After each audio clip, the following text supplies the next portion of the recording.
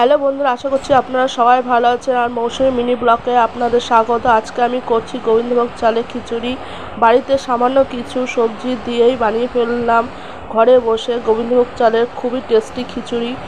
আর এই জন্য লাগছে ফুলকপি, আলু, পটল, বেগুন, কুমড়ো। আর এগুলো সবাই ভালো করে ডুমো ডুমো করে কেটে ধুয়ে লবণ হলুদ দিয়ে ভালো করে ভেজে তুলে নিয়েছি।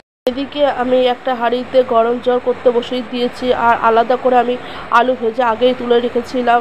আর মুগ ডালকে ভালো করে শুকনো কড়াইতে ভেজে তুলে নিয়েছি। মুসুর ডাল ঝোল ঝরিয়ে গরম জলের মধ্যে দিয়ে দিয়েছি। আর ওদিকে আমার মুগ ডাল ভাজা হয়ে গেছে। আর মুগ ডালও আমি হাঁড়ি গরম জলে দিয়ে দিয়েছি। আর বাদবাকি সবজিগুলোও দিয়ে দিয়েছি। এদিকে আমি গোবিন্দভোগ চাল নিয়েছি 150 গ্রাম, আর 150 গ্রাম মুসুর ডাল আর 150 গ্রাম মুগ ডাল নিয়েছি।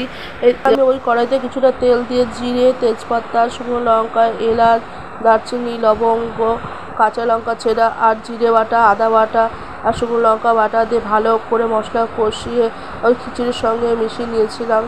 তারপর যখন খিচুড়িটা আমার হয়ে এসেছিলো, শেষে আমি ঘি আর চিনি দিয়ে খিচুড়িটা নামিয়ে নিয়েছি।